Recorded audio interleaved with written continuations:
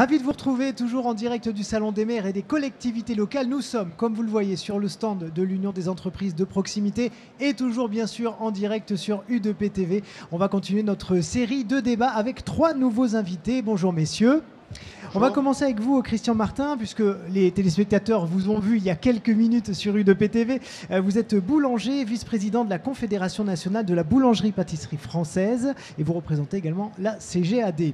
À vos côtés, Jean Girardon, maire de Mont-Saint-Vincent en Saône-et-Loire. Bonjour. Bonjour. Et à vos côtés également Laurent Paterno, épicier à Chambon, c'est dans la Loire. Et vous êtes également administrateur de la Fédération nationale de l'épicerie. Bonjour. Ce dont nous allons parler, chers amis, tout de suite, c'est des artisans, des commerçants, des restaurateurs au cœur des territoires ruraux. Et pour ça, j'ai quelques éléments de contexte à vous donner, puisque 200 propositions viennent d'être faites pour un agenda rural, suite à la mission confiée par le Premier ministre à plusieurs élus. Et une des préconisations concerne la revitalisation du commerce rural, avec donc, parmi ces propositions, on va en parler dans un instant, la mise en place des exonérations de cotisations foncières des entreprises et taxes foncières pour les commerces du quotidien dans les communes de moins de 3500 habitants en difficulté, le soutien à la création de 1000 cafés en milieu rural et puis la création de nouvelles licences 4 pour les communes qui en sont dépourvues, entre autres. Voilà, j'ai pris juste quelques exemples. Qu'est-ce que ça vous évoque comme ça, cet agenda rural qui vient de sortir ? Monsieur Martin, pour commencer. Écoutez, étant d'une région particulièrement rurale, l'Ardèche, je trouve que c'est intéressant que le gouvernement se tourne vers justement les zones rurales qui ont beaucoup souffert. Alors, encore une fois, les mesures, c'est bien. Il n'y aura pas de mesure miracle, ça n'existe pas. Il faut créer un contexte aussi général qui permette aux gens qui s'installent en zone rurale de vivre. Et là, on peut parler d'économie de filière. Si je veux prendre l'exemple que je connais le mieux, un producteur de blé, un transformateur et des boulangers. Et c'est pareil pour toutes les filières, notamment alimentaires, mais pas que. On sait que dans les communes, un commerce, une petite entreprise, ça permet de maintenir la vie, le lien social, les personnes âgées qui n'ont plus à se déplacer, qui peuvent trouver les services sur place. Donc je trouve que c'est bien. Encore une fois, faut-il que quelque part le gouvernement se tourne aussi vers les habitants de ces zones pour qu'ils puissent exprimer leurs besoins. Jean Girardon, en tant que maire. Eh bien, écoutez, je pense effectivement que c'est une bonne chose. Simplement, il est clair que si on diminue les impôts locaux, ce qui pour moi est une bonne chose, encore faut-il que les communes aient les moyens d'exister. Parce qu'on ne peut pas tout faire depuis Paris. Et le monde rural a en son sein suffisamment de moyens pour essayer d'avancer. Mais si on le prive de ces moyens, alors je répète, on est pour que les artisans, les commerçants, bref, les acteurs du monde rural aient, disons, une fiscalité allégée, mais qu'au nom de la solidarité nationale, bien évidemment, cet argent qui n'entrera pas dans les caisses des communes, des intercommunalités, arrive quand même parce que nous avons aussi, nous, des services à gérer et ces services sont une des conditions du maintien d'une activité en milieu rural et nous entendons bien sûr, nous les communes, les intercommunalités, participer à cette animation du monde rural. Mais, je le répète, il faut que nous en ayons les moyens et c'est bien que l'État pense à faciliter l'action des acteurs locaux. Encore faut-il que ce ne soit pas au détriment des communes. Oui, d'autant que la suppression de la taxe d'habitation vous a aussi enlevé un peu de grain à moudre, pour prendre une métaphore boulangère. Et puis, je pense qu'il y a, dans la suppression de la taxe d'habitation, bon, si c'est compensé, c'est bien, mais il y a quand même un élément qui malheureusement va disparaître, c'est le lien entre l'habitant et la commune dans laquelle il réside. Parce qu'à partir du moment où il n'y a plus ce lien et cette responsabilité, on peut s'attendre à ce que les conseilleurs n'étant pas les payeurs, on ait une inflation de demande plus ou moins justifiée. Et c'est en ça peut-être que la suppression de la taxe d'habitation, dont on comprend la raison pour les raisons de pouvoir d'achat évidentes, mais peut poser un problème dans ce lien de la démocratie locale entre le citoyen électeur et le citoyen usager. Monsieur Paterno, en tant que commerçant, comment vous voyez cet agenda rural ? Bon, on va dire que c'est un début, hein, c'est toujours mieux que rien. Après, moi j'aime bien donc repartir sur l'idée effectivement de filière à l'échelle d'un territoire, parce que quand on parle d'épicerie locale, c'est ce qu'on a essayé de mettre en œuvre. C'est pas simplement, on va dire, le concept d'épicerie de dépannage, mais c'est vraiment la fédération, enfin, fédérer tout un réseau autour de nous à l'échelle de territoire de production locale. Et il y a vraiment là aussi besoin d'aide pour pouvoir structurer ces filières, pour aider effectivement les producteurs locaux à avoir la capacité de pouvoir distribuer leurs produits, d'être aidés aussi, et on le voit par rapport à des producteurs, des maraîchers qu'on a, où c'est pas évident finalement de cultiver localement. Et si on veut qu'on puisse en sortir, c'est vraiment sur toute la filière qu'il faut aider. Alors l'exonération de taxes, effectivement, c'est bien, c'est une chose. Et après, vous parliez effectivement des licences. Je pense que licence 4, café, seul, c'est insuffisant pour recréer le lien social. Aujourd'hui, les gens, ils vont de moins en moins au café pour tout un tas de raisons, et on en connaît un certain nombre. Et c'est bien d'adosser, comme on l'a fait, cette notion de café avec la notion de lieu de vie, multiservice, avec à la fois une offre d'épicerie, mais qualitative au travers de produits locaux, bien placés en termes de prix, et aussi de petites restaurations. Hein, ce qu'on fait, nous, à Chambéon, c'est un peu l'idée de l'épicerie à l'assiette. C'est-à-dire que tous les produits de l'épicerie qui arrivent un petit peu en fin de vie, qui sont plus forcément très présentables auprès des clients, mais qui restent complètement consommables, gustatifs, etc., on les transforme de façon à limiter les pertes, donc impact direct sur la rentabilité de l'entreprise, et puis créer de la valeur et créer du lien social. Donc il y a vraiment une cohérence globale à avoir. On va rester un petit moment avec vous parce que vous avez un parcours un peu particulier. Vous avez fait une reconversion pour revenir à la campagne, dans une zone rurale. C'est un chemin que d'habitude les gens font à l'inverse. Et vous avez décidé de revenir plus près de la terre. Alors racontez-nous cette histoire. Oui, donc c'est vrai, moi je suis ingénieur de formation. J'ai fait toute la grosse partie de ma carrière donc, dans une industrie en Haute-Savoie. J'ai été remercié à 52 ans, comme malheureusement c'est trop courant aujourd'hui. J'ai été aussi élu local, puisque j'ai eu effectivement fait 2 mandats en tant que maire adjoint en Haute-Savoie. Donc très attaché avec Isabelle, ma compagne aussi, qui a partagé l'aventure avec moi, à ce qui est projet de territoire, pour structurer des territoires, pour que les gens y vivent finalement mieux. Et c'est vrai que quand on a réfléchi à un moment de se dire qu'est-ce qu'on veut faire, qu'est-ce qu'on peut faire, dans quoi on voudrait se lancer, on a eu l'opportunité effectivement de réfléchir à ces projets d'installer des épiceries en zone rurale. Et c'est comme ça qu'on est parti dans l'aventure. Et on a atterri effectivement dans la Loire, parce qu'il y avait un fonds de commerce à reprendre. Et que également, au niveau du territoire, il était suffisamment bien pourvu en production locale, au niveau maraîchage, élevage, viande, fromage, etc., pour qu'on puisse proposer une offre intéressante au niveau des clients. Voilà. Christian Martin. Oui, je voulais réagir parce que c'est quelque chose de très intéressant, ce témoignage. Dans nos commerces alimentaires, on a de plus en plus de difficultés à transmettre nos entreprises pour diverses raisons, mais l'une d'entre elles, c'est notamment que les jeunes n'ont pas d'apport personnel. Et je le dis, les banques ne jouent pas le jeu du développement économique, surtout en zone rurale. C'est un autre problème qu'on pourra évoquer.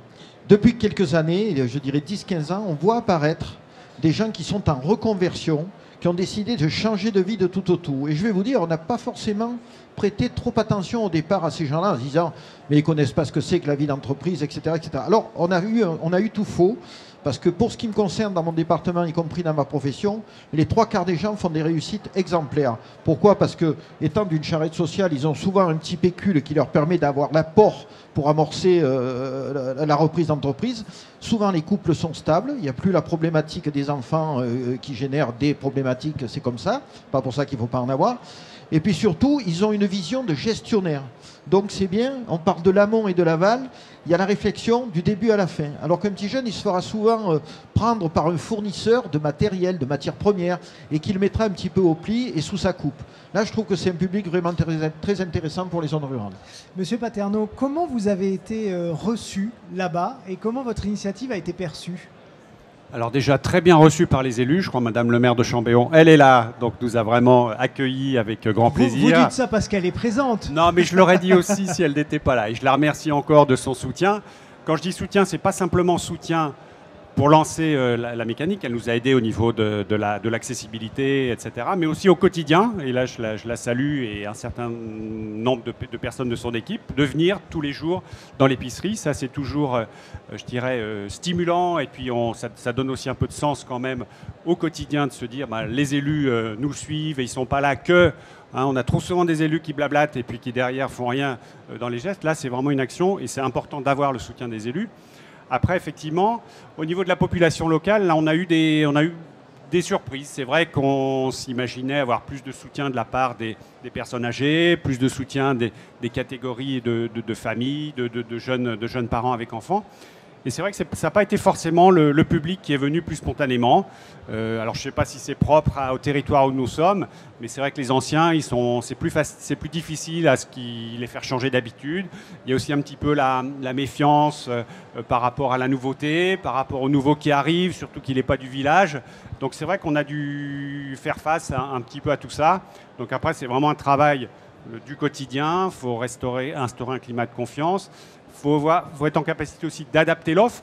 Il ne faut pas venir en disant je vais vous imposer toute une gamme de produits locaux et c'est ça qui est bien et c'est ça qui est bien pour vous. Mais au contraire, il faut y aller petit à petit. C'est vrai qu'au départ, on a démarré avec des produits plus, on va dire, conventionnels pour démarrer. Et petit à petit, et on a vraiment vu la transformation, l'évolution qui s'est faite dans les rayonnages, où on a eu de moins en moins de produits, on va dire, conventionnels et de plus en plus de produits locaux. Mais il ne faut surtout pas essayer de passer en force et d'imposer les choses.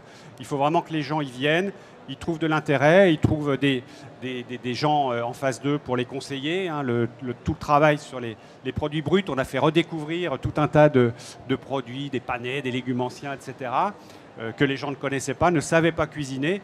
Et c'est ça aussi la valeur qu'on peut apporter dans ce type de commerce. On n'est pas simplement des pousseurs de boîtes comme d'autres enseignes où c'est plus des centrales d'achat, mais il y a vraiment de la valeur ajoutée au travers de la mise en avant du produit. On est des pots de pain, on sait aussi effectivement mettre en avant le pain de notre boulanger, expliquer d'où il vient, pourquoi il est fait comme ça, pourquoi certains jours les croissants sont petits, parfois un peu brûlés, que la baguette des fois elle est un peu brûlée ou tordue. Voilà, c'est artisan, c'est pas une machine qui fait le pain, c'est un artisan qui est derrière, qui se lève tous les matins, qui nous livre. Des fois, comme je disais, il y a eu de la neige, une fois il nous a pas livré. Voilà, c'est ça aussi la ruralité, il faut savoir faire face à ça. Jean Girard, donc est-ce que ça vous Écoutez, inspire? pour moi déjà, ça montre que lorsqu'on est passionné, on a de grandes chances de réussir. Ouais. Et on a ici une illustration vivante de ce fait. En plus, et vous l'avez dit, quelqu'un qui fait une reconversion, il a déjà une certaine maturité, une certaine expérience qui lui permet de démarrer sa nouvelle activité avec cet acquis qu'il a déjà, qui certes n'est pas immédiatement utilisable, mais qui ne lui est pas inutile. Et l'exemple qui vient de nous être donné, je le répète, une illustration. En plus, que les élus aient soutenu cette opération, me semble, si je puis dire, assez normal. Je pense quand on est maire d'une commune et qu'on a une activité nouvelle et qui en plus veut vraiment s'insérer dans le tissu social local, si on n'est pas derrière, on ne mérite pas d'être élu. Oui, allez-y. Oui, juste réagir deux choses sur ce qui s'est dit.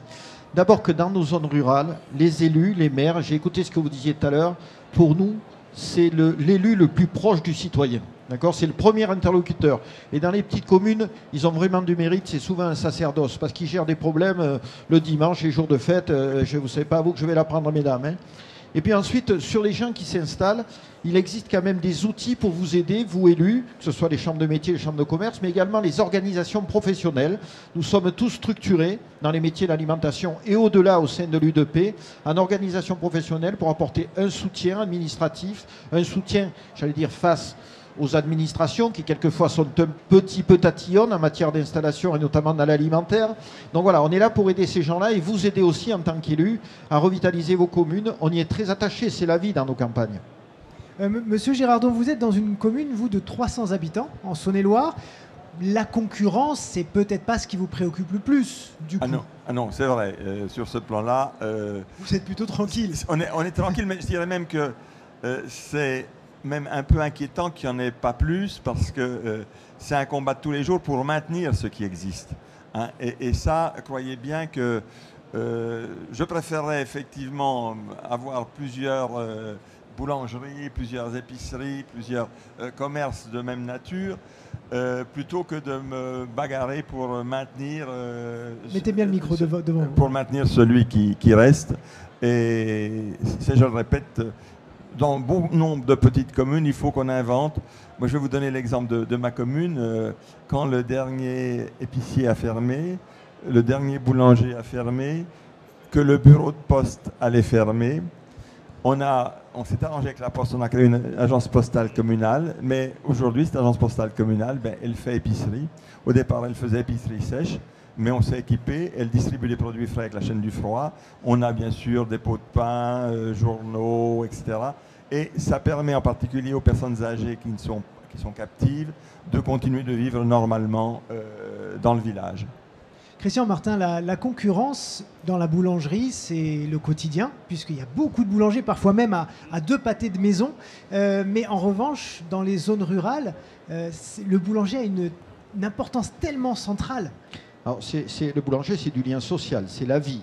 Et monsieur le maire évoquait les services qu'il peut rendre. Quelquefois, dans les campagnes, j'allais dire ardéchoises, mais pas que, la personne âgée, la seule personne qu'elle voit de la journée, puisqu'il n'y a plus de service public, c'est le boulanger qui vient livrer son pain, qui amène les médicaments qu'on a laissés chez lui pour les porter au papa ou à la maman. Donc, au-delà du rôle social, au-delà du rôle économique, aujourd'hui, nous remplissons quelquefois un rôle de service public. D'ailleurs, nous avons longuement réfléchi à mettre en place un système avec la Poste, justement, pour porter aussi le courrier. Alors, ça pose d'autres problèmes assurantiels de responsabilité. Nous travaillons quelquefois avec des mairies où il n'y a plus la place économiquement d'installer un commerce rentable pour installer un dépôt, ne serait-ce que 2-3 jours par semaine, de façon à ce que les habitants puissent avoir un service de proximité. Mais bien entendu, c'est ce que vous disiez, le boulanger tout seul, il peut pas vivre. Donc effectivement, il adjoint quelquefois des activités annexes. C'est pareil pour le café. Ça suffira pas pour vivre. Il faut d'autres services, la presse, le tabac, etc., etc. Donc en zone rurale, il y a vraiment un rôle de maillage territorial. Moi, je dis que nous sommes des aménageurs du territoire. Voilà. Contrairement à d'autres qui sont des déménageurs. Laurent Paterno, il y a quand même une question qui se pose dans votre parcours, c'est la question de vos revenus, puisque évidemment quand on arrive dans une petite commune, et c'est peut-être pour ça que beaucoup de gens ne font pas votre chemin, on se dit on va peut-être pas gagner 15 000 euros par mois, ni même 10 000, ni même peut-être 5 000, mais votre intérêt à vous, il est ailleurs. Mais racontez-nous ce rapport que vous avez quand même, vous avez fait un petit peu le deuil d'une rentabilité incroyable peut-être. Oui, c'est clair que c'est pas dans une épicerie qu'on va devenir millionnaire. Ça se saurait et du coup, il n'y aurait pas de problème pour en implanter dans les zones rurales. Bon. Après, l'idée, c'est effectivement d'arriver à être suffisamment rigoureux pour pouvoir se dégager effectivement un salaire, deux salaires en l'occurrence, alors qu'ils sont à peine plus importants que le SMIC. Mais après, comme vous dites, c'est pas forcément la seule motivation. Bon, après, moi, vous avez compris que c'était une reconversion. Donc, c'est vrai qu'on a pu acheter un petit peu sur nos deniers personnels sans avoir recours à un emprunt parce que c'est une charge supplémentaire, effectivement, le fonds de commerce. Après, se pose la problématique dans le compte d'exploitation du loyer. Donc là encore, ça peut être aussi un appel du pied. Je sais que beaucoup de maires, quand ils peuvent le faire, effectivement, c'est mettre à disposition un local, le refaire, et puis effectivement, le louer à un loyer très modéré pour pouvoir démarrer à des commerçants pour qu'ils puissent s'installer. Et après, il y a tout ce qui est effectivement les charges avec lesquelles il faut composer. Après, quand on prend un petit peu d'ampleur, effectivement, on se pose la question, parce qu'on fait beaucoup d'heures, est-ce que je peux prendre un salarié? Donc là, c'est par exemple, une adresse que je fais au gouvernement et dans le plan dont on parlait au départ, c'est de pouvoir effectivement exonérer de charges sociales le premier, le deuxième emploi. Parce que nous, clairement, on fait des heures pas possibles. C'est chacun 60 ou 70 heures par semaine. Si on pouvait payer quelqu'un sans charge déjà pour pouvoir nous soulager, on l'a eu fait un moment, mais c'est toujours un peu lourd. Ça permettrait effectivement d'aider à faire en sorte qu'on ne gagne pas forcément plus, mais qu'on fasse moins d'heures. Voilà. Et donc, effectivement, ce serait une mesure intéressante. Je pense que le boulanger d'Aubenas sera d'accord avec ça. Jean Girardon, en tant que maire, comment vous travaillez au quotidien pour attirer de nouveaux commerçants, de nouveaux artisans dans votre commune? Écoutez, pour être vraiment franc avec vous, avec 300 habitants, malheureusement, on n'a pas la capacité d'avoir une zone de chalandise économiquement viable pour des commerçants. Ce qu'on essaye de faire, je le répète, c'est d'offrir à nos habitants un service qui fasse qu'ils puissent vivre, disons, quasi normalement. Ils peuvent manger tous les jours et pas que des conserves et toujours les mêmes. Ils ont du pain frais tous les matins. Voilà. Pour le reste, je le répète, la seule chose, c'est le café. Ça, on y tient beaucoup, le café. On a la chance d'avoir ce qu'on appelle un café de pays, qui reste un lieu de convivialité dans le village. On y joue aux cartes, on y prend l'apéritif. Ça donne, si vous voulez, une dimension humaine à notre territoire.